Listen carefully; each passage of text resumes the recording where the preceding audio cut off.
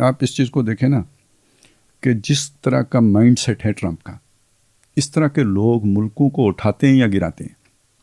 ایک دم شاید آپ کو نہ پتہ لگے, آپ کو ابھی لگے کہ مودی نے انڈیا کو شائننگ انڈیا بنا دیا ہے. حقیقت میں یہ تو 20 سال کے بعد کہانی کھلے گی کہ مودی نے انڈیا کو کتنا نقصان پہنچایا ہے, کھوکھلا کر دیا اندر سے. ٹھیک ہے, قوم کو یعنی ایک جو ہے نا وہاں پہ ایک تقسیم پیدا کر دی ہے, پولرائز کر دی ہے. تو قوم متحد ہونے سے بنتی ہیں, پولرائزڈ ہونے سے نہیں بنتی ہیں. ہم نے سب سے پہلے اندازہ لگایا پاکستان, ہمارے پاس بھی ایک ایسا لیڈر آیا تھا نا, یہاں جلدی ہمیں اندازہ ہو گیا تو ہم واپسی کا سفر شروع ہو گیا, تو ہماری جلدی بچت ہو گئی ہے. انڈیا کو ذرا دیر سے سمجھ آئے گی. اب ایک ویسا ہی لیڈر ہے ٹرمپ, تو یہ سمجھیں بھی نہ کہ وہ امریکہ کو کوئی فائدہ پہنچائے گا. وہ کتنا ہی امریکہ کے ساتھ مخلص ہو, اپنے اس ایٹیچیوڈ کے ساتھ وہ امریکہ کا بھلا نہیں کر سکتا, نقصان ہی پہنچا. انتہا پسند بندہ ہے اور یک رخا ہے, وہ کوئی ایک بیلنسنگ رول ادا نہیں کر سکتا. پہلی بات یہ. دوسری بات یہ, آپ امریکہ کو بحیثیت مجموعی دیکھیں تو وہ ڈاؤن فال کی طرف آج سے نہیں 70 سے جا رہا ہے, ایک دم نظر نہیں آتا. جیسے کہ نا ہماری خلافت کا زوال شروع ہوا تو وہ تو اس وقت شروع ہو گیا تھا جب آپ کی جنگ جنبل, جنگ صفین سے آغاز تو ہو گیا تھا, پھر ملوکیت آ گئی, لیکن سٹیبلٹی آپ کو ملوکیت میں زیادہ نظر آ رہی تھی. اس کے اثرات جا کے 1000 سال کے بعد ظاہر ہوئے ہیں جب آپ دھڑام سے گرے ہیں. تو اگر آپ اس کی بنیاد تلاش کریں گے وہاں ملے گی. 71 میں ہم نے ملک کھویا ہے, بنگلہ دیش بنا ہے, ملک ٹوٹا ہے, لیکن اگر آپ بنیاد تلاش کریں تو 58 کے مارشل آرٹ میں ملے گی. ٹھیک ہے, 58 میں کوئی نہیں دیکھ سکتا تھا کہ 13 سال کے بعد کیا ہوگا. تو وہ بھی ایک محب وطن تھا نا جو آیا تھا, وہ تو الٹرا معاشی طور پہ ہم ایسے کہتے ہیں کہ شاید اس دور میں سب سے سپر محب وطن تھا. ابھی مشرف کی پالیسیوں کو دیکھ لیں, آج جتنا گند پڑا ہوا ہے یہ اس کی پالیسیوں کا نتیجہ ہے. وہ بھی ایک پیٹریاٹ تھا. تو اس سے کوئی غرض نہیں ہے کہ بھائی آپ کتنے مخلص ہیں. غرض یہ ہے کہ آپ مطلب آپ کا ایٹیچیوڈ کیا ہے, ایپٹیچیوڈ کیا ہے, یہ مسئلہ ہے. تو ٹرمپ وہ شاید نہیں ہے. تو میں یہ کہہ رہا تھا کہ یہ 70 سے گر رہا ہے, اور پھر یہ جتنی بھی انتہا پسندی کو رواج دیا امریکہ نے دیا, وہ افغانستان میں ہو, ایران میں ہو, جہاں کہیں بھی ہو, اس کو تیل دکھانے والا امریکہ ہے.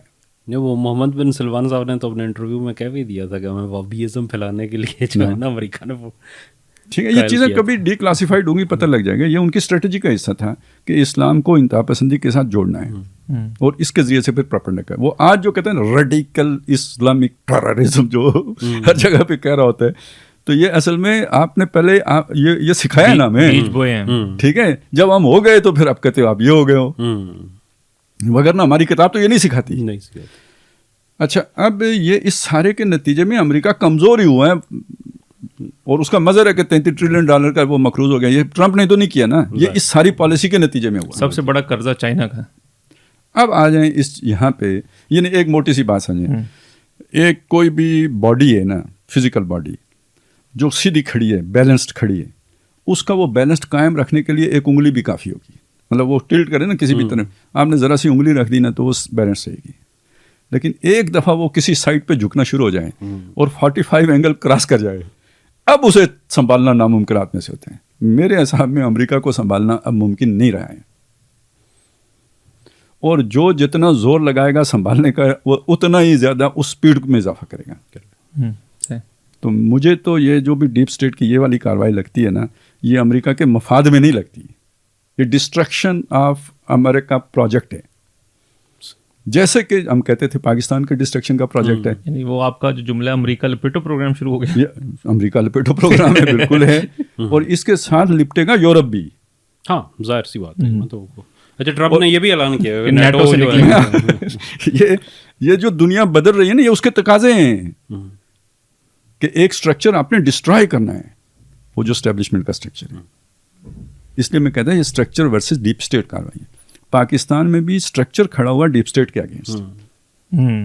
ٹھیک ہے, اور یہاں پہ یہ وہ اسٹیبلشمنٹ ہے جس نے ڈیپ اسٹیٹ کے موروں کو نتھ ڈالی ہے, نیوٹرلائز کیا ہے. یہ کامیاب ماڈل ہے. ابھی آگے جا کے کیا ہوگا کچھ نہیں پتا, کیونکہ ڈیپ اسٹیٹ کی جڑیں بہت گہری ہیں, ابھی سارے کھل کے سامنے بھی نہیں آئے ہیں. تو امریکہ میں اب یہ گیم شروع ہو گئی ہے, اور ڈیپ اسٹیٹ اب امریکہ کے مفاد میں مجھے نہیں لگتی.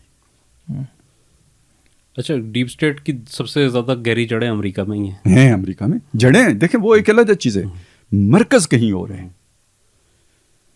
مرکز وہ یوں سمجھو وہ ہو سکتا ہے خلا میں ہو، ٹھیک ہے نا، وہ کہیں ناسا کے کسی ہیڈ کوارٹر میں ہو، اس کا کوئی نہیں پتا مرکز کدھر ہے. کیونکہ ڈیپ اسٹیٹ اصل میں کمبینیشن ہے شیاطین جن اور شیاطین انس کا. یہ عالمی شیطانی نیٹ ورک ہے جس نے پوری دنیا کو اپنی مٹھی میں لے کے رکھا ہے، جس نے وہ کیا ہے، وہ میں نے دکھایا فرنگی کو ملوکیت کا جنون، ٹھیک ہے نا، ملوکیت کا خواب. ہاں خواب، ہاں ملوکیت کا خواب.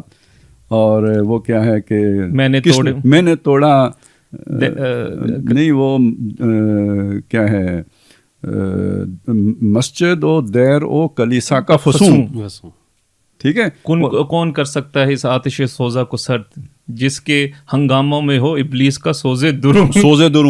وہ جو میری حسد کی آگ ہے اس نے یہ سارا الاؤ بڑکایا، اسے کون ٹھنڈا کر سکتا ہے.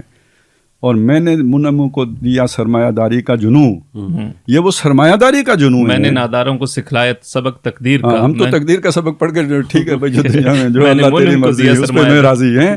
ہمارا تو اکثر عوام کا تو معاملہ یہ ہے. لیکن یہ جو پوری دنیا میں جو ایکٹیویٹی جنریٹ ہو رہی ہے، یہ کون کر رہا ہے؟ یہ سرمایہ دار کر رہے ہیں، اپنے سرمایہ کے تحفظ کے لیے کر رہے ہیں. تو وہ جو ڈیپ اسٹیٹ جو نظر نہیں آتی، اس کے جو فرنٹ لائن مورے ہیں یا الائز ہیں، وہ یہ سرمایہ دار ہیں، عالمی سرمایہ داروں کا نظر. یہ سرمایہ دار تھے جو کبھی سلطنت برطانیہ کے پیچھے تھے، یہ سرمایہ دار تھے جنہوں نے جا کے کبھی مرکز بنایا امریکہ کو. اب وہی کمپنیاں ساری جو شفٹ ہو رہی ہیں چائنا، تو اب امریکہ کا کیا بچے گا یار؟ موٹی سی بات ہے. بالکل ایسے ہی، ٹھیک ہے. تو یہ چیزیں اب رکنے والی نہیں. اچھا، اسی سرمایہ دار کو جس نے جنوں دیا ہے نا، اس نے یہ بھی سکھایا یہ 3 ارب 5 ارب آدمی فالتو ہے، ایویں ہی کھائے جا رہے ہیں، ان کو مٹاؤ، ختم کرو. اس کے لیے یہ جنگیں ضروری ہیں. اور جنگوں میں جو اسلحہ پھونکا جانا ہے وہ کس کا ہے؟ سرمایہ داروں کا ہے.